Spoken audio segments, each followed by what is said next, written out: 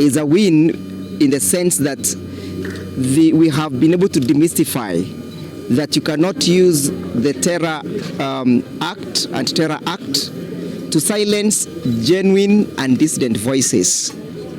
The courts have also come out strongly in defense of the Constitution, as indicated by Article 3, that we all have the responsibility, the duty, and the power to uphold and protect the Constitution from abrogation. The overthrow of a Constitution does not just rise on a one day. It begins in piecemeal, in segments. Then at the end of the day, you realize that you do not have the Constitution that you once held high and consider that you once sought for leverage from. It begins the way Mr. William Ruto is doing. He overthrows one right, one by one. So you realize at the end of the day, the entire Constitution has been abrogated. You have heard them saying that they're not even going to they will not await a process of a free, fair, and credible elections. You have heard them say they are going to rig the election. That is how our country loses its Constitution. We are more than them. He has to jail and charge everybody the offense of terrorism, the 50 million of us, because we do not agree with what he is doing. We do not agree with the mismanagement of the country. We do not agree with the misgovernance of the country. We do not agree with the violation of the Constitution. We do not agree to the violation of the rule of law. We do not agree to the humiliation and embarrassment and intimidation of freedom fighters and liberators. So today is a win for the Kenyan people. It's a win for us, and we are telling him we'll be here next time you arrest any other person. Utatupata hapa. Appreciate the lawyers that have come out in large numbers and they have really fought for us. But I also want to say that it's not just for us. It's not for Boni and Jerry that this fight is for. It's for the Constitution of Kenya.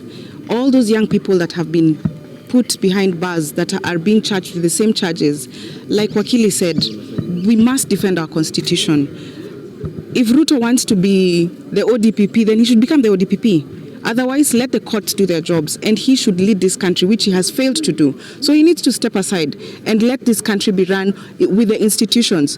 I said in the morning that I really was hoping that the courts would do what they're supposed to do. And I'm glad that they have been able to stand on their own. The surety just means that if Boniface fails to come to court, then we would be forced to pay that money. So it's just a guarantee that we will make sure, because if he doesn't come, then we will be charged with that, which is a good thing. It didn't need to be that high, but it means that Boni is free to go. Yes. We've also been assured that he will not be rearrested. I was also very afraid of that. But because the courts have said as much, then I expect that he will be free, that we will go home, and we don't need to be looking over our shoulders. We will definitely be locking our gates because they just drove right through. But the Constitution must be upheld. We must continue to ensure that this Constitution is upheld at every level, every Kenyan, everywhere.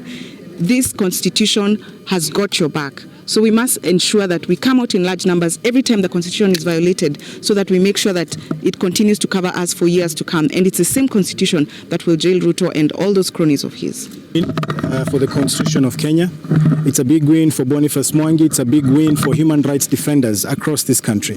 The courts have pronounced themselves that activists are not terrorists. They couldn't even somehow come up with even the simplest of charges related to terrorism. So this is something that we must celebrate, that the Constitution has won today. And we just want to say this: Kenyans know who the goons are. Kenyans know who support goons and vandalism in this country. We see them every day. They walk step by step with them. You know, they protect them as they vandalize and as they loot. They share in the proceeds of the loot and the vandalism. Kenyans know this. It's all over.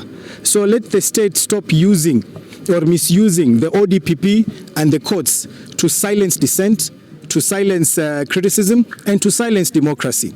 And our assurance to Kenyans is that this will not deter us. We are not intimidated at all, and we shall continue to push for change in Kenya. Addressing Amin himself, because he's responsible of that institution. Yesterday, they issued a publication that Boniface Mwangi is a terrorist. We have made an application, the court has granted us leave to make a formal application to summon Amin himself to come and explain to the court the basis upon which they issued such a publication. We are looking forward to cross-examining him because we must hold him to account. It is required of him to exercise high professionalism when executing his functions and his duties. So we are asking him to pull down that false, malicious, and untrue publication about Boniface Mwangi. He is not a terrorist. There is no offense of terrorism that has been preferred against him by the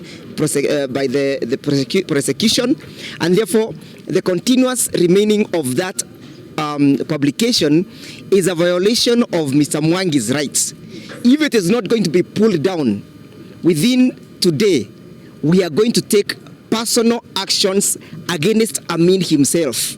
There is no one who is above the law. Yes. Not the DCI, not Mr. William Ruto, not Mr. Kindiki. We are all equal before the law. We are subject to the Constitution. The Constitution is the one that is supreme. So we are warning you, Mr. Amin, you must pull down that particular publication. Terrorists all over the world are laughing at Kenya. They are saying, which is this terrorist who uses a tear gas canister to scatter people fast before he can terrorize them?